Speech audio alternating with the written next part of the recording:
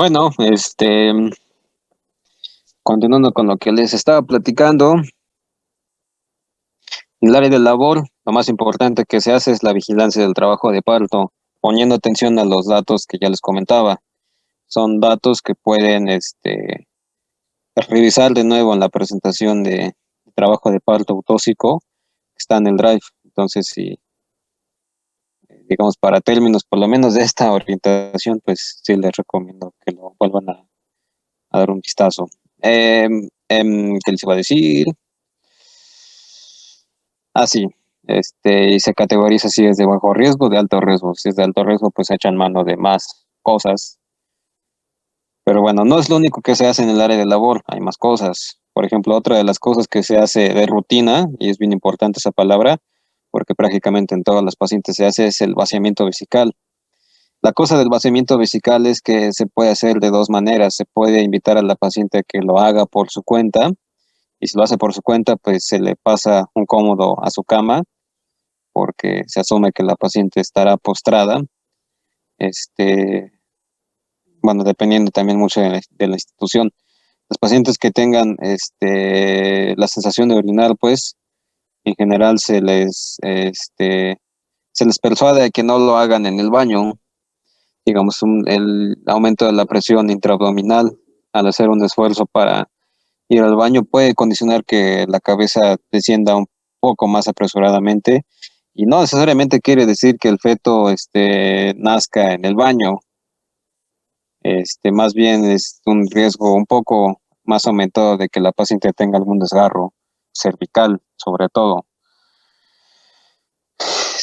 Es raro que un feto nazca en el baño por cuestión pues de hacer un esfuerzo al estar ahí, pero bueno, al parecer sí ha llegado a pasar algunas ocasiones. Insisto, es algo raro, más bien para evitar desgarros que se le persuada a la paciente para, digamos, para orinar en un cómodo. Si la paciente, por la razón que quieran, no puede orinar en el cómodo, pues se hace vaciamiento vesical con una sonda.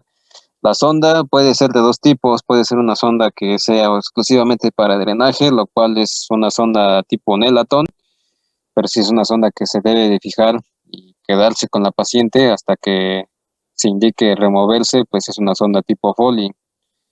Este, la diferencia entre una y la otra es esa, como les decían, que una nada más se utiliza para vaciar la vejiga y la otra sí se puede quedar, digamos, pues para drenar la orina de manera continua.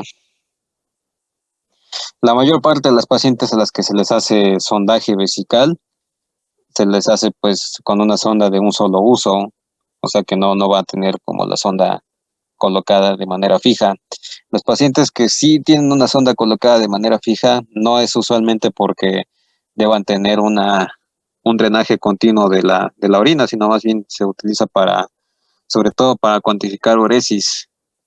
La cuantificación de uresis es importante en pacientes que tienen pues riesgo de alguna complicación, por ejemplo, una paciente con preeclampsia que es candidata a trabajo de parto o que sea candidata a trabajo de parto, mejor dicho, este, el uso de la sonda vesical pues permite cuantificar la uresis, o sea, de la sonda fija. Este, y al cuantificar uresis pues pueden reconocer de manera oportuna si la paciente está desarrollando lesión renal aguda o algo por el estilo, que digamos que como paciente con preeclampsia es un evento que se puede llegar a esperar. Entonces, esos pacientes, como les decía, preeclámpticas, las cuales se consideró que sí son candidatos a trabajo de parto y que, pues, que no se les va a hacer cesárea, eh, se les puede, se les deja una sonda durante todo el trabajo de parto con el objetivo de cuantificar uresis y a partir de la cuantificación de uresis reconocer si están haciendo algún evento de lesión renal aguda. ¿Qué otra cosa les tengo que comentar sobre esto? Así. Entonces, estas dos intervenciones, bueno, estas dos cosas que ya comentamos, la vigilancia, digamos, la de cajón y el vaciamiento vesical en todos los pacientes se hace. En algunos pacientes también se llega a hacer vaciamiento rectal. El objetivo de hacer vaciamiento tanto de la vejiga como del recto es que ambos, pues como son órganos pélvicos, pueden condicionar que, pues prácticamente un estorbo, por así decirlo, al tránsito de la cabeza, pueden condicionar que la cabeza no descienda tan bien. Especialmente la vejiga llena, digamos, este, por la manera en la que se expande y también porque se expande mucho más que en comparación con la ámpula rectal, puede impedir que la cabeza descienda un poco. Ahora, el hecho de que la vejiga esté llena no quiere decir que la cabeza no va a descender, sino más bien condiciona que la paciente, digamos, en su esfuerzo de no, o en su esfuerzo de contener, pues, las ganas de orinar, en cama, va a condicionar que la vejiga, pues, no se vacíe, que la cabeza no descienda porque la vejiga está en su camino. Y digamos, a algunas pacientes, pues digamos, esa contención puede llegar a ceder un poco, y pues digamos, pueden tener una infección un poco involuntaria. Cuando pasa eso, pues digamos, la cabeza vuelve a descender sin ninguna complicación, pero pues digamos, aunque no sea riesgoso eso para el trabajo de parto, no deja de ser incómodo, pues para todos los que lo están presenciando.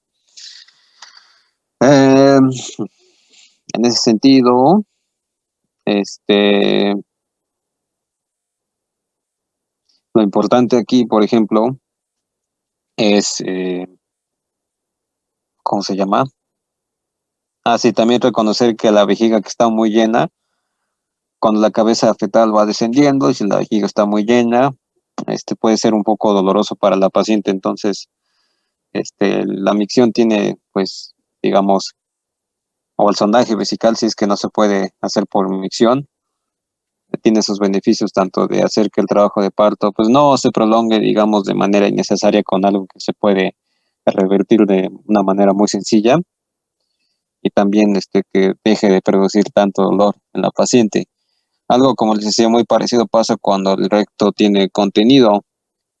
Ahora, como les decía, el recto en comparación con la vejiga no se expande tanto, pero cuando sí hay un contenido, digamos, bastante considerable, pues puede llegar a generar una condición algo parecida a la de una vejiga llena, en menor grado. Aún así, digamos que esa situación, digamos, puede ser medio incómoda.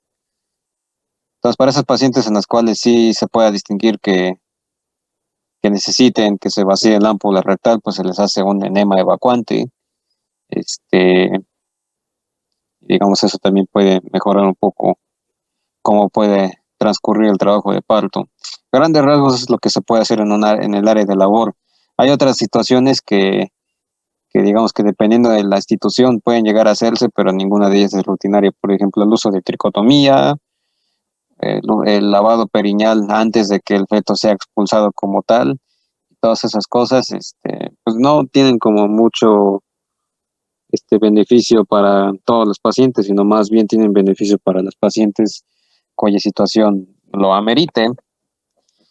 Entonces, a grandes rasgos, como les decía, es lo que se hace en el área de labor. Tenemos que esta paciente terminó de dilatar 2 horas después.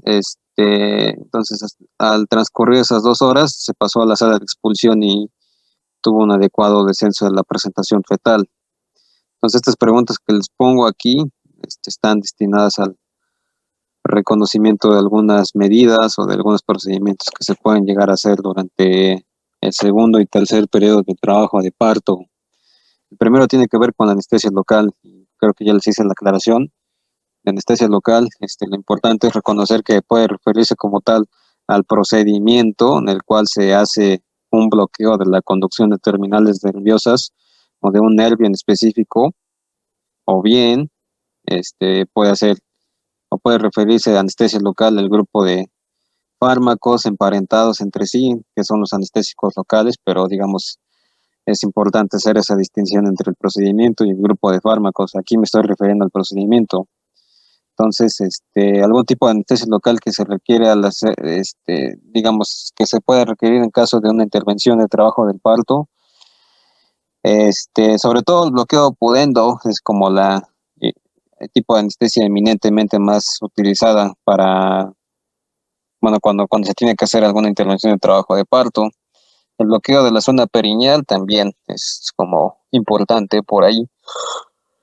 Este, prácticamente la anestesia local, digamos como que su uso es más que nada para procedimientos, no tanto para disminuir el dolor en la paciente con trabajo de parto. Y el procedimiento que más frecuentemente se utiliza la anestesia es para una episiotomía. Entonces, una episiotomía, la utilidad que tiene es prevenir desgarros, digamos, extensos. Eh, la episiotomía, dependiendo de los reportes que ustedes puedan llegar a leer, van a observar que la mayoría de los grupos de trabajo no concluye de maneras, digamos, con completa certeza en quienes sí podría tener algún beneficio. Lo que sí es claro es que hay pacientes que no se benefician de su uso y las que de hecho su uso puede acarrear, por así decirlo, peores resultados. Las pacientes multíparas, o sea, las pacientes que ya tienen 3 partos cumplidos, en otras palabras, las pacientes que están en un evento de parto cuarto o de parto 5, realizar una episiotomía, de hecho, puede propiciar que la paciente tenga un desgarro en lugar de prevenirlo. Entonces, eso es como bien claro, que los pacientes con más de 3 partos pueden generar, ¿cómo se llama? Desgarros si se les intenta hacer una episiotomía. Las pacientes en las que se sospecha que pueden llegar a tener un beneficio de su uso son las pacientes en las cuales se puede sospechar de que tengan tejidos pélvicos pues poco distendibles, un periné muy firme, todas esas cosas. Por ejemplo, las pacientes que son más representativas de esas condiciones en las que el periné es muy firme y en las que los tejidos pélvicos tampoco se distienden muy bien, pues son las pacientes primigestas. Esas pacientes primigestas, sí, cuando les llega a tocar, van a ser con las que con más frecuencia se les hará una episiotomía. Otras indicaciones para episiotomía, las cuales se sugiere que podría dar algún beneficio, son en las pacientes, por ejemplo, en las que tenga que hacerse un parto instrumentado. Afortunadamente, esos tipos de partos ya no son tan comunes. Este, para hacer maniobras de rescate de distocia de hombros también se recomienda hacer una episiotomía. Y, por ejemplo, si no se pudo evitar el nacimiento de un feto macrosómico por parto, por la razón que ustedes quieran, cuando el feto va descendiendo por el canal del parto, en esas condiciones también se recomienda una episiotomía cuando es macrosómico, pues. Ya a grandes rasgos sería la idea general que la episiotomía se hace en condiciones donde se prevea que el periné debe expandirse mucho más de lo que está preparado para expandirse, pues, como en el caso de una paciente primigesta, como en el caso de que tengan que introducir algún objeto o sus manos, por ejemplo, para hacer alguna maniobra de rescate, o que el feto como tal esté muy grande. Entonces, más o menos para eso sirve. A propósito de desgarros, otra maniobra, o mejor dicho, intervención que puede prevenir desgarros, y esa, pues, sí los previene, digamos, de manera más clara, es la maniobra de Ritgen modificada.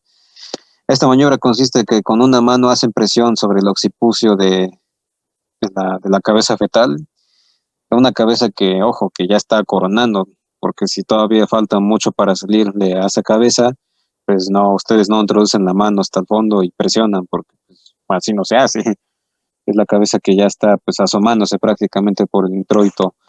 Entonces a esa cabeza le hacen un poco de presión, hacen presión con la otra mano sobre el coxis hacia la pared vaginal, y digamos como que la presión en ambos sentidos estrecha un poco el canal del parto y también condiciona que la cabeza bueno, sea un poco frenada en su salida. Al hacer, digamos, esta maniobra, pueden hacer que el periné se expanda, digamos, un poco más lento, o sea, de manera más gradual, en lugar de que se expanda de una manera más súbita, y pues que al hacerlos tenga algún desgarro. Y finalmente la maniobra de Brandt-Andrews es una maniobra que se utiliza para acortar sobre todo el tercer periodo del trabajo de parto. Una placenta es expulsada en 15 a 20 minutos si es que ustedes no hacen nada. Se propone que su expulsión no debe durar más de media hora haciendo nada, pero lo más frecuente es que sí se haga algo. Entonces esas cosas que sí se pueden hacer, como les decía, es hacer esta maniobra de Brandt-Andrews y consiste en que con una mano hacen una presión suprapúbica bueno, pues prácticamente cerca del fondo uterino que después del nacimiento se ubica, digamos, a unos centímetros por arriba de la sínfisis del pubis. Entonces con esa mano hacen presión, con la otra toman una parte del cordón y lo traccionan. Este, y ¿qué les iba a decir? Bueno, toman una parte del cordón y lo traccionan, pero de una tracción gentil. Entonces estos dos movimientos, el de presión y el de traccionar, pues propician que la placenta se desprenda de manera un poco más rápido que si la dejaran por su cuenta. Entonces eso puede cortar el tercer periodo del trabajo de parto a 5 minutos o incluso menos. Entonces de ahí viene su utilidad. Bueno, no sé si tengan alguna duda o alguna pregunta, si no ya sería lo último eh, bueno, ya sería lo último si es que no tienen dudas o preguntas.